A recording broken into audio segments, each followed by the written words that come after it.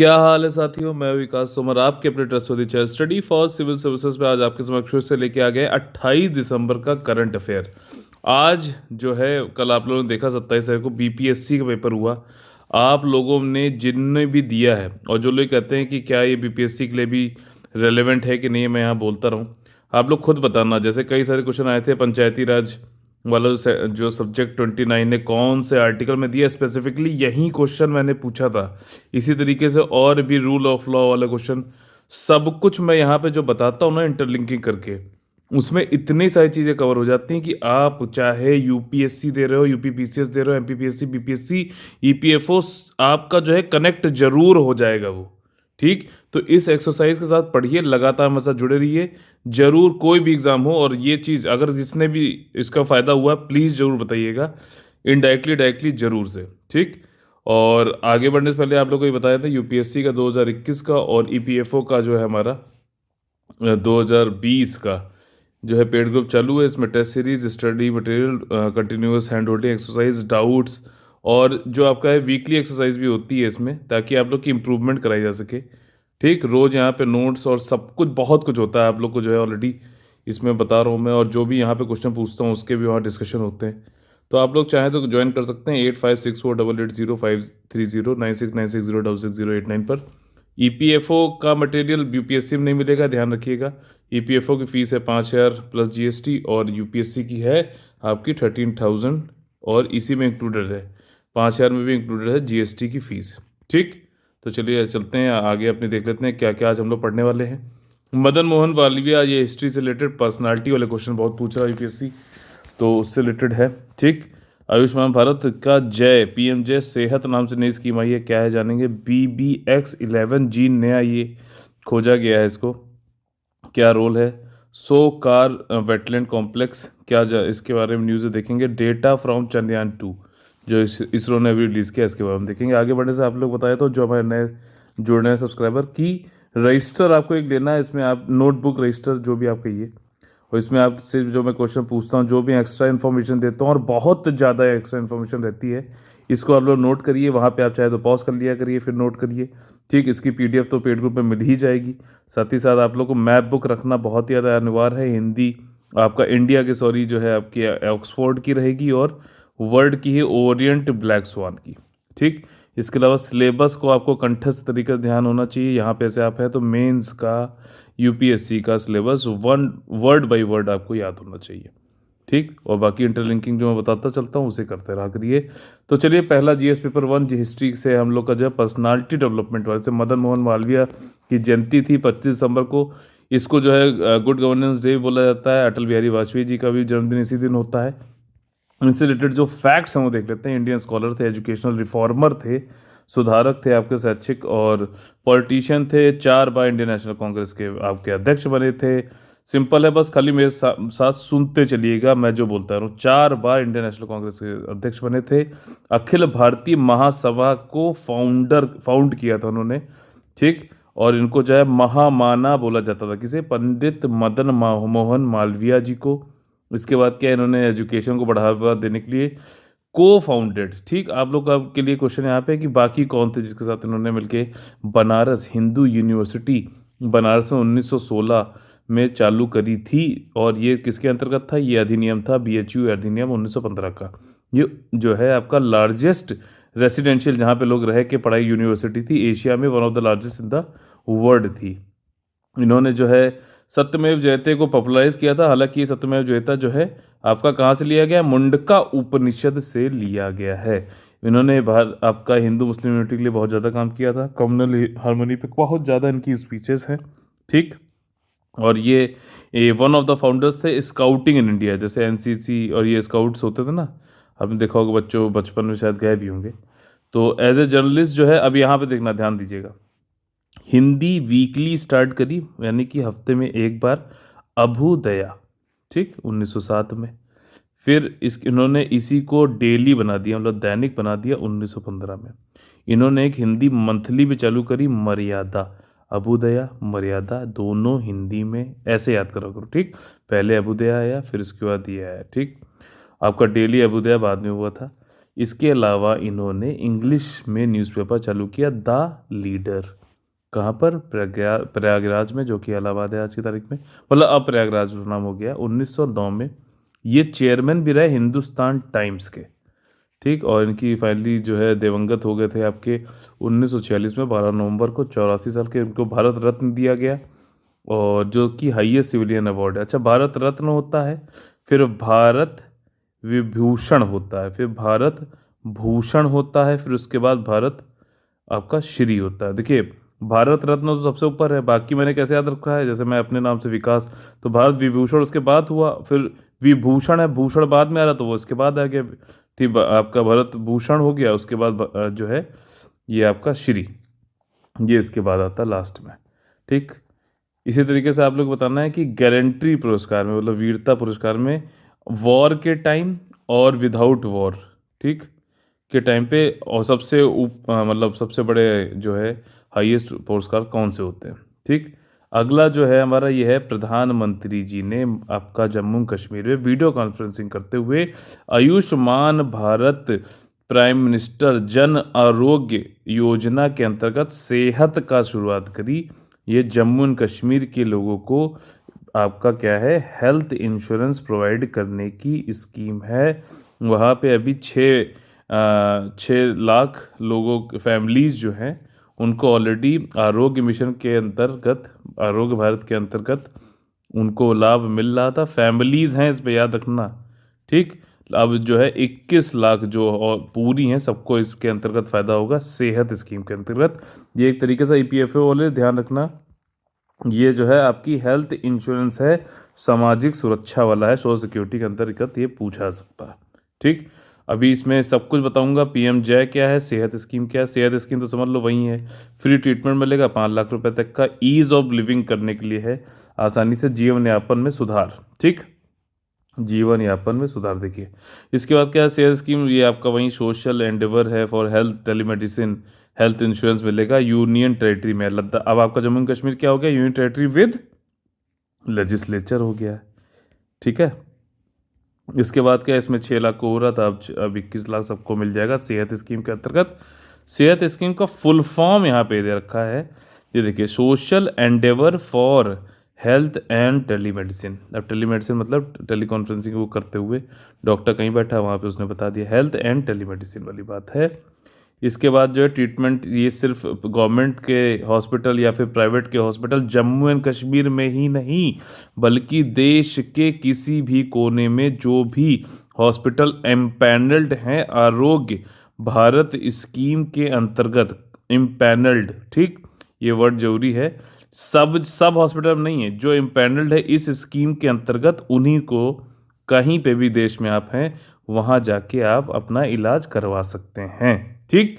इसके बाद क्या है, ये सेकंड कंपोनेंट है आपका आरोग्य भारत का, सॉरी आयुष्मान भारत का, क्या, पीएम जय, यानी कि जन आरोग्य योजना, ठीक है। ये स्कीम कब कहाँ चालू गई, वनडे एग्जाम के लिए देख लिए, 23 सितंबर 2018 को चालू हुई, रांची झारखंड में। मोदी जी ने ही इसको किया था।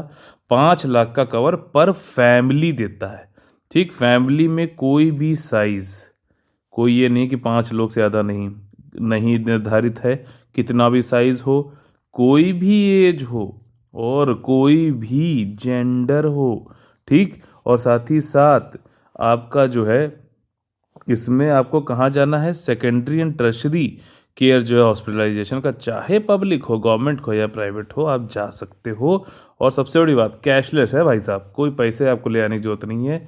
करीबन 10.74 crore poor poor poor poor, याद रखना, एंड वर्नेबल फैमिलीज इसके अंतर्गत हो सकती है। पुअर को मैंने इसलिए एम्फेसाइज किया है यहाँ पे, क्योंकि ये क्या है, जैसे एसडीजी है आपका, एसडीजी का गोल नंबर 1 ही जो है वो क्या है, नो पॉवर्टी से। और कई बार देखा गया, जो गरीब लोग हैं, गरीब लोग के आउट ऑफ पॉकेट एक्सपेंडिचर इतना ज़्यादा हो जाता है हेल्थ की वजह से कि मान लो अगर सही भी चल रहा है फिर वो गरीब हो जाते हैं, तो ये वाली चीज़, और फिर कभी उभर ही नहीं पाते, तो वो ऐसा ना हो। और पॉवर्टी एसडीजी का भी, ये एक बार एसडीजी गोल्स एक बार याद कर लेना, डायरेक्टली पूछ सकता है।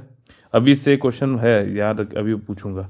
पीएम जय प्रोवाइड कैशलेस देता है, कोई आपको कैशलेस लेने की जरूरत नहीं, हेल्थ केयर बेनिफिशियरी को हॉस्पिटल में जाना है, बस अपना इलाज कराओ, वो उसको अपना दिखाना है कि हाँ भाई हम इसके बेनिफिशियरी हैं। और ये वही है कि किसी के ऊपर मतलब भार नहीं पड़ने देता कि पता चला बीमार हो गए फिर गरीब हो गए। तो ये, और बीमारी की वजह से जो है 6 करोड़ इंडियन पॉवर्टी में चले जाते हैं हर साल। एसडीजी वाला जो है गोल 1 को यहाँ पे कर रहा है। गोल 2 क्या होता है? हंगर होता है, फिर एजुकेशन आता है, फिर हेल्थ आता है, ऐसे ही आता है ना। पूरा जो लिख के बताओ, सभी लोग जो भी लिखना चाहता है लिखे जरूर। यहाँ पे कमेंट आपको जरूर करना है। अगर पसंद आता लाइक शेयर सब्सक्राइब जरूर करिए और कमेंट जरूर करिए, क्योंकि जो कमेंट करेगा वो क्या करेगा, वो सिलेक्शन जरूर लेगा। अब यहाँ पे क्या है, 3 दिन पहले हॉस्पिटलाइज होने से पहले और हॉस्पिटलाइजेशन होने के बाद, मतलब बाहर आ गया, उससे 15 दिन तक आपके एक्सपेंसेस जैसे एक डायग्नोस्टिक मेडिसिन ये सब भी कवर्ड होते हैं इसमें। इसमें फैमिली के साइज एज और जेंडर से कोई रिलेटेड नहीं है। अच्छा, एसडीजी का जो गोल नंबर 1 है, ठीक, वो उसमें जो पॉवर्टी की बात करी गई है, थोड़ा आपको हिंट दूंगा क्योंकि उससे ज़्यादा लोग अब कमेंट करते हैं, लेकिन फिर भी देखा मैंने कम हो रहे हैं कमेंट। कमेंट करो यार प्लीज़, ठीक। तो उसमें आपको बताना है कि पॉवर्टी किस हिसाब से मेजर की जाती है। $1.90 पर डे के हिसाब से है, जो कि मानक है आपका पॉवर्टी को, या फिर $1.25 पर डे है। ये इसमें इन दोनों में से एक आंसर है। गैस मत करिएगा, चेक करके बताइएगा, और अगर आता है तो फिर सीधे बताइए, ठीक है। एसडीजी वाले जरूर पढ़ने हैं। अच्छा, ये नया जीन जो है खोज लिया गया है, BBX11 जीन है। ये ग्रीनिंग ऑफ प्लांट्स, अब प्लांट्स जो है ग्रीन होते हैं, ठीक, आपने देखा ही है। ग्रीन किसकी वजह से होते हैं? क्लोरोफिल की वजह से होते हैं।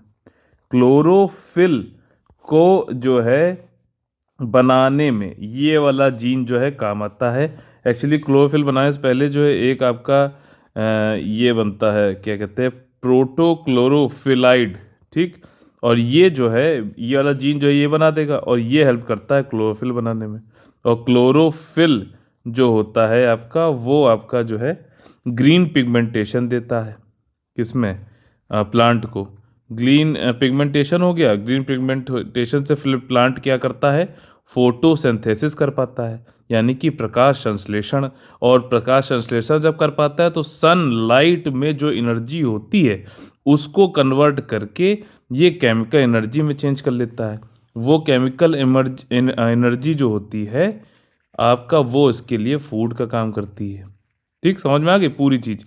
तो ये जीन का महत्व यहाँ पे ये है कि जीन के खोज होने की वजह से अब जैसे कि क्लाइमेट चेंज आ रहा है, या फिर ट्रॉपिकल रीजन्स में बड़ा देखा गया है कि भैया जो उष्णकटिबंधीय एरियाज है वहाँ देखा गया है कि जो है क्रॉप्स की कहीं पे उपज नहीं हो पा रही या फिर हो पा रही, तो हम इसका यूज़ करते हुए इस जीन को हम वहाँ पे, जब शुरुआत में जब पौधा जब स्प्राउट होने वाला होता है, आपने कभी कभी देखा होगा चने में, या फिर आप लोग कहते हैं अरे स्प्राउटेड चना दे दो जरा, तो जब वो अंकुरित होता है तो यहाँ पे जब डार्क होता है तो क्या होता है कि ये वाला जीन ही आपको यहाँ पे ये जल्दी से इसको जो है क्लोरोफिल बन जाए, तो यहाँ पे डार्क वाले एरिया में ही ये इसमें ये प्रोटो क्लोरोफिलाइड बना देता है। फिर जैसे ही अंकुरित होकर ऊपर निकलता है तो इसके प्रोटो क्लोरोफिलाइड होने की वजह से क्लोरोफिल जल्दी बनता है, ठीक, इस जीन की वजह से, ये बनाने की वजह से। और फिर इसके बाद जैसे ही अंकुरित होकर ऊपर आएगा, सनलाइट पाएगा, तो क्लोरोफिल जल्दी बन जाएगा। तो फिर उसके बाद ग्रीन पिगमेंटेशन हो जाएगा, तो फिर वो जल्दी से जल्दी फिर जो है फोटोसिंथेसिस करने लगेगा और ग्रोथ बढ़ती रहेगी। तो उसका फ़ायदा उठा के क्लाइमेट चेंज से निपटने के लिए ट्रॉपिकल एरियाज़ में बेहतर क्रॉपिंग, बेहतर जो है प्लांटेशन कर सके। ये है पूरी यहाँ पे नॉलेज आपके लिए, ठीक। नॉलेज क्या होती है? इन्फॉर्मेशन को जब आप अप्लाई करोगे तो वो नॉलेज बन जाती है, ठीक। और जितनी ज़्यादा बार अच्छे से करोगे वो विजडम कहलाता है। और विजडम को हिंदी में क्या बोलते हैं? प्रज्ञान, जो कि आगे मैं अभी पढ़ाने वाला हूँ। तो इंटरलिंकिंग को मैंने अभी बता दिया आपको, ठीक। अब देखिए, ये जीन जो है क्या करता है? फैसिलिटेट करता है ग्रीनिंग का प्लांट में by crucial role in regulating the level of protochlorophyllide. ये बना देगा।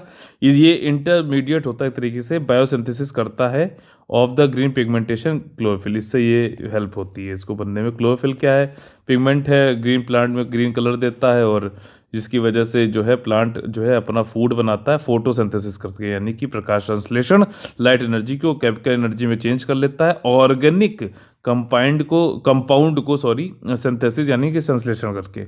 ऑर्गेनिक कंपाउंड क्या होते हैं? जो कार्बन जो आपका मॉलिक्यूल होता है वो अटैच करता है अपने साथ किसको किसको, हाइड्रोजन को, नाइट्रोजन को, मतलब अलग अलग तरीके से, कोई जोड़ी नहीं साथी में, CHNO। कभी पूछ ले ऑर्गेनिक कंपाउंड्स में किससे कार्बन जो है किससे जो है कोवेलेंट बॉन्डिंग करता है, थोड़ा सा केमिस्ट्री वाला है बट आप बस जितना मैं बता रहा हूँ उतना ध्यान देना। सी कार्बन जो है हाइड्रोजन, नाइट्रोजन, ऑक्सीजन से करता है। इनसे मिलकर आपका कौन कौन से ऑर्गेनिक कंपाउंड्स बना सकता है? कार्बोहाइड्रेट्स, लिपिड्स, प्रोटीन और न्यूक्लिक एसिड। याद रखो, फिर से वो करते रहो, कार्बोहाइड्रेट्स, लिपिड्स, प्रोटीन और न्यूक्लिक एसिड। डीऑक्सीरिबोन्यूक्लिक एसिड, याद आया? DNA। ठीक, वही वाली चीज़ें हैं। तो फिर से बोल दे रहा हूँ, कार्बोहाइड्रेट, लिपिड्स, प्रोटीन और न्यूक्लिक एसिड, ये सब कार्बन ऑर्गेनिक कंपाउंड्स में आते हैं। कोई ऐसे भी कुछ होते हैं जिसमें कार्बन तो है लेकिन उनको ऑर्गेनिक कंपाउंड नहीं बोलते हैं। वो कौन से हैं? कार्बाइड्स, ठीक, कार्बोनेट्स, और तीसरा कौन सा है? साइनाइड्स। ये ऐसे ही करके आपसे पूछ लेगा, लिस्टिंग मैंने दे दी है, आपका क्वेश्चन हो जाएगा अगर आपने ये सुना होगा। सिंथेसिस क्लोरोफिल का वही है, ग्रीन पिगमेंटेशन बनाता है किसमें? प्लांट्स, एल्गी, साइनोबैक्टीरिया में सनलाइट को यूज करके। फिर ये जो है आपका कार्बन डाइऑक्साइड वाटर की मदद से सिंथेसाइज करते हैं कार्बोहाइड्रेट। कार्बोहाइड्रेट एनर्जी को, मतलब ये कार्बोहाइड्रेट बन जाता है प्लांट्स के लिए। अब यहाँ पे ये चीज़ वही जो मैं बताया था, जो सीडलिंग होती है, जो बीज है अंकुरित मिट्टी से जब ये बाहर आता है तो क्विकली सिंथेसाइज कर पाए क्लोरोफिल, उसके लिए जो है सपोर्ट करता है इसकी ग्रोथ को। ठीक, seedling emerges from under the soil, it must quickly, जितना जल्दी क्लोरोफिल बना लेगा उतना बढ़िया उसकी ग्रोथ को मिलेगा। अब ये वाला, in order to facilitate quick synthesis of chlorophyll, plant make a precursor chlorophyll, protochlorophyllide. ठीक, और वो इसको बनाने के लिए कौन सा जीन? वही BBX11 जीन बनाता है। जैसे डार्क में ये कर देगा, जैसे ही लाइट में आता है क्लोरोफिल बना देता है और आपका जो है ग्रोथ में मदद करता है। वही सारी बात बताई मैंने आपको पहले। इसका निहितार्थ क्या है, यानी कि इम्प्लीकेशन क्या है? एग्रीकल्चर में, ट्रॉपिकल नेशन में इंडिया जैसे है तो ये अच्छी प्लांट की प्रोग्रेस, फ्रिक्वेंट वेदर चेंज में अच्छे से कर सकते हो, प्लांट ग्रोथ को बढ़िया कर सकते हो। क्लाइमेट चेंज हो रहा है तब भी। ठीक, अपना GS पेपर 3 से हम अगला टॉपिक पढ़ने वाले हैं, सो कार वेटलैंड। ठीक, ये मैंने पेड ग्रुप में ऑलरेडी वाला क्वेश्चन मैं पूछ चुका हूँ, फिर से पूछूंगा यहाँ पे, ताकि जो हमारे जो सब्सक्राइबर हैं यूट्यूब वाले महानुभाव सभी लोग इसका कमेंट जरूर करेंगे। आंसर क्वेश्चन क्या है पहले तो जानकारी समझ लीजिए। सो कार वेटलैंड को भारत के 42वें रामसार साइट का दर्जा मिल चुका है। सो कार वेटलैंड, सो मतलब लेक होता है, लद्दाख को उधर चाइना और तिब्बत वाली लैंग्वेज में। ठीक, सो कार वेटलैंड को 42nd रामसार साइट का दर्जा मिल चुका है। ये सेकंड साइट है यूनियन टेरिटरी लद्दाख में। पहली कौन सी वो साइट है? ठीक, आप लोग के लिए पहले ये वाला क्वेश्चन हो गया। ठीक, और इसके बाद क्या है, अब देखिएगा, सो कार बेसिन की बात होगी तो यहाँ पे अब वेटलैंड हुआ है लेकिन बेसिन में 2 लेक है। ये एक हाई एल्टीट्यूड वेटलैंड कॉम्प्लेक्स है।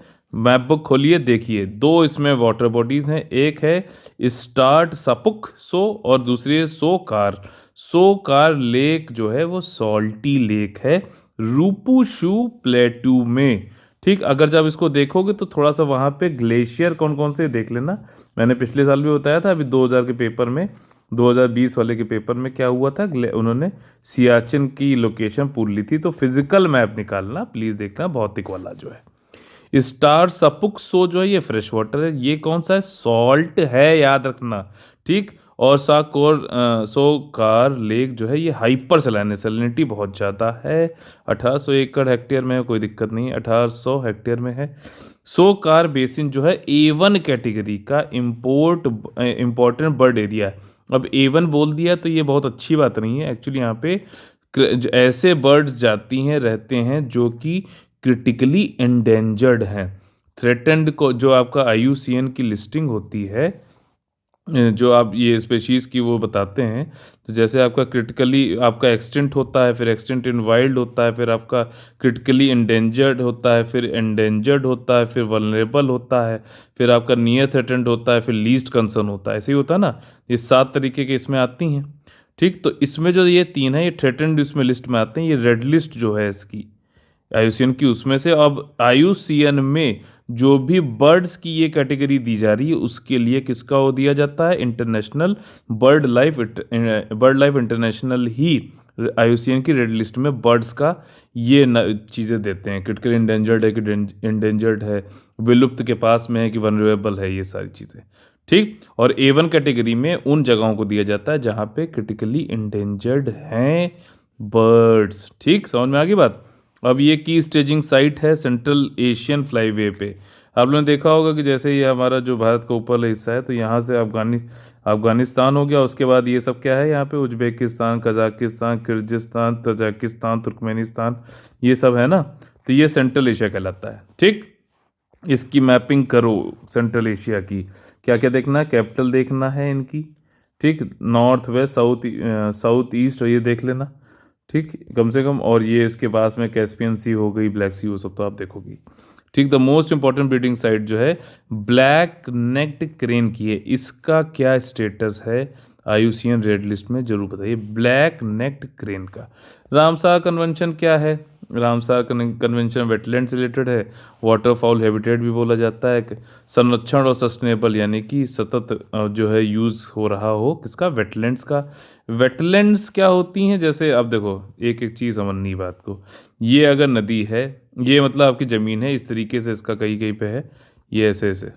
ठीक, अब ये पानी का देखो, पानी का जो स्रोत है, ये जब पानी ज़्यादा होता तो ये ऊपर वाटर लेवल आ गया। ठीक, नहीं तो जो है ये क्या होता है, अब जब कम पानी हो रहा है तो ये हो सकता है यहाँ भी पहुँच जाए।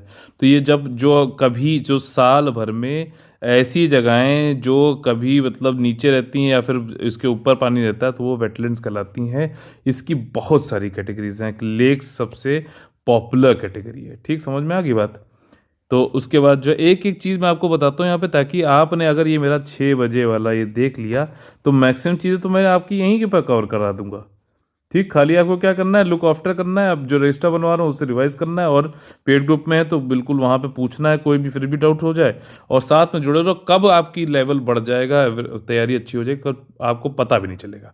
बस करना क्या है, मेरे साथ लगे रहना है, आपको देखना है, लाइक शेयर सब्सक्राइब जरूर करना है, और कमेंट तो करना ही पड़ेगा, क्योंकि हमारा क्या नारा है, जो कमेंट करेगा वो सिलेक्शन लेगा। ठीक, देखिए 1971 में चालू हुआ था, और ये इंटरनेशनल इंपॉर्टेंस वाले जो वेटलैंड्स होते हैं उनको जोड़ता है, वाटरफॉल हैबिटेट भी बोला जाता है।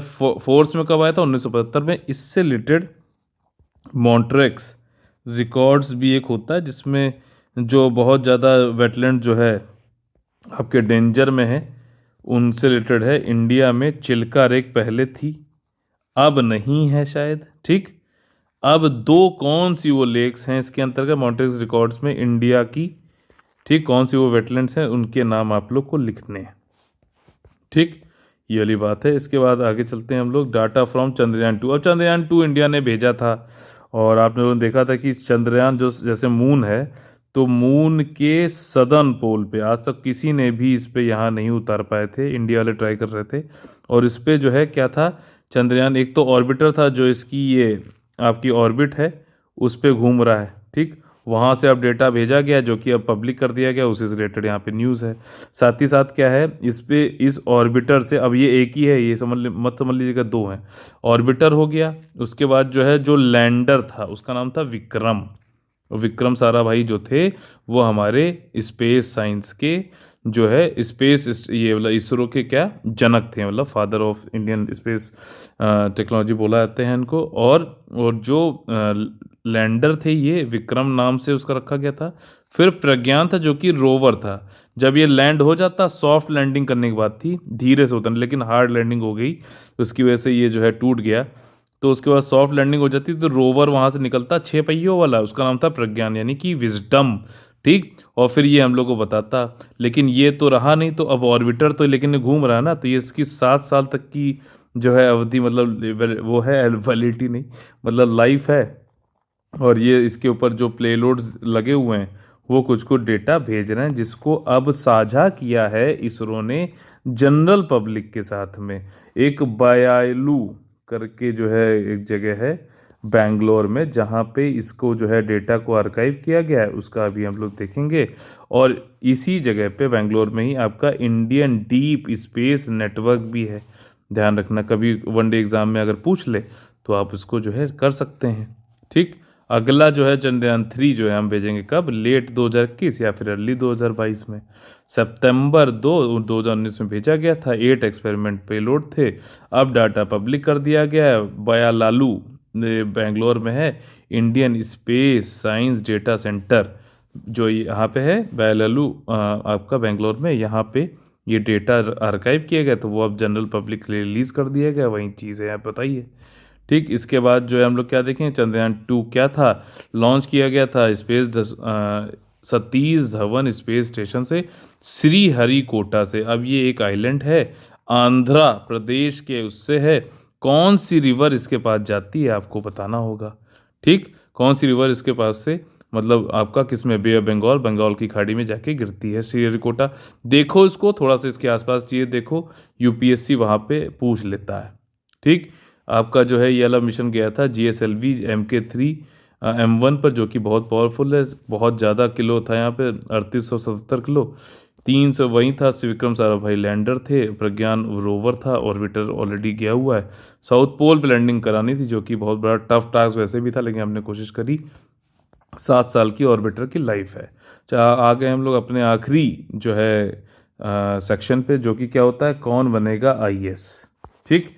पहला क्वेश्चन जो है ई संपदा से है, जो कि मोबाइल एप्लीकेशन, इससे रिलेटेड कौन कौन से स्टेटमेंट यहाँ पे जो दिए गए हैं वो ट्रू हैं। ठीक। शहरी मामलों के मंत्रालय ने एक नया मोबाइल ऐप और एक वेब पोर्टल ई संपदा लॉन्च किया गया है। तो क्या ये स्टेटमेंट सही है? बिल्कुल सही है। मंत्रालय जो है अर्बन अफेयर्स नहीं किया है। यह नया पोर्टल और ऐप 1 लाख से अधिक सरकारी आवासों के आवंटन, 28 शहरों में सरकारी संगठनों के लिए कार्यालय स्थानों के आवंटन के लिए सिंगल विंडो के रूप में कार्य करेगा। एकदम सही है। और थर्ड वाला स्टेटमेंट है, the application will promote ease of living for government officers and departments. तीनों स्टेटमेंट सही है। ई संपदा जो है अर्बन अफेयर्स के द्वारा दिया गया है, और इसके अंतर्गत देखिए ये सारी चीज़ें हैं। अब यहाँ पे क्या है, वन नेशन वन सिस्टम के जो है ऑब्जेक्टिव उद्देश्य को पूरा करने के लिए हमने 4 वेबसाइट, ई आवाज़, GPRA, एस्टेट, हॉलीडे होम्स, ये सब जो है, 2 मोबाइल एप्लीकेशन, अशोका और M आवास को जोड़ के एक बना दिया है। अब जो है इससे जो है घर का आवंटन ये सारा ईजी हो जाएगा, ये बात है। ठीक। अब लेकिन इससे रिलेटेड क्वेश्चन मेरा एक और आ जाएगा, संपदा योजना। यहाँ पे ई संपदा की बात हुई थी, आपको बताना है कि संपदा योजना क्या है। ठीक। किस चीज़ से रिलेटेड है ये जो बताना है। ठीक। किस चीज़ से रिलेटेड है वो जो बताना है। ए से और M, चलिए नहीं बताऊंगा, आप ही लोग को बताना है ये। ठीक है। अच्छा, ये नेक्स्ट क्वेश्चन है कमोव 226T। ये बहुत इजी क्वेश्चन है। इससे रिलेटेड 3 स्टेटमेंट दिए गए हैं, ट्रू वाला हमें देखना है। बताने, इंडियन आर्मी ने डिफेंस मिनिस्ट्री के साथ वेवर मांगा है कि हम इसको हेलीकॉप्टर अमेरिका से ले सकें। बिल्कुल गलत है, रशिया होना चाहिए। और ये जो है रिप्लेस करेगा हमारे जो ऑब्सलीट चीता और चेतक वाले फ्लाइट्स को। बिल्कुल सही है। तीसरा जो है लाइट हेलीकॉप्टर है with a maximum take off weight, मतलब इतना ये टेक ऑफ कर सकता है और कैरी कर सकता है पेलोड 1 टन तक का। तो यहाँ पे ट्रू जो पूछा था ना, ट्रू पूछा तो पहला गलत है, सी ऑप्शन यहाँ पे सही हो गया। रशिया से हम लोग ले रहे हैं। ठीक। S-400 हम लोग किससे ले रहे हैं? रशिया से ही ले रहे हैं। अच्छा, S-400 का नाम नेटो क्या बोलता है ये जो बताइएगा। इसको मैं question of the day series में और करंट अफेयर में 2 बार बता चुका हूँ। प्लीज़ आप लोग लिखिए, क्योंकि यूपीएससी क्या कहेगा, दूसरा नाम पूछ लेगा। जो बहुचर्चित नाम है वो नहीं पूछ के दूसरा नाम पूछ लेगा और आपसे कहेगा बताओ ये क्या चीज़ है। आपको आता होगा तब भी आप नहीं कर पाओगे, इसलिए दूसरा नाम पूछ रहा हूँ आपसे। ये जो है आपका India Russia helicopter limited HAL और इन दोनों के बीच का एक ज्वाइंट वेंचर। इस तरीके से आज का हमारा करंट अफेयर खत्म होता है। कैसा लगता है आप लोग को जरूर बताइए। अगर आप लोग लाइक नहीं कर सकते हैं कोई बात नहीं, कमेंट जरूर करिए, क्योंकि जो कमेंट करेगा, जो कमेंट देगा वहीं सिलेक्शन लेगा। सिंपल बात है। लाइक शेयर सब्सक्राइब करना बहुत ज़रूरी है। यूपीएससी का 2021 का जो है पेड ग्रुप चालू है हमारा, और EPFO का 2020 का पेड ग्रुप चालू है। 85648805309696060608 पर जो है कॉल करके आप लोग एडमिशन ले सकते हैं। Test series, study material, personal guidance, सब कुछ वहाँ पे आप लोग मिलेगा, बिल्कुल जो है 24/7 पे। रोज़ 6 बजे आप लोग को हमारे साथ जुड़े रहना। ये सीरीज़ जो भी करता रहेगा 10 तारीख से जैसे मैंने चालू किया है, कैसा आप लोग को लग रहा है प्लीज़ एक बार कमेंट करके ज़रूर बताइएगा। चलिए फिनिश करते हैं आज का। जय हिंद, जय Bharat, all the very best है।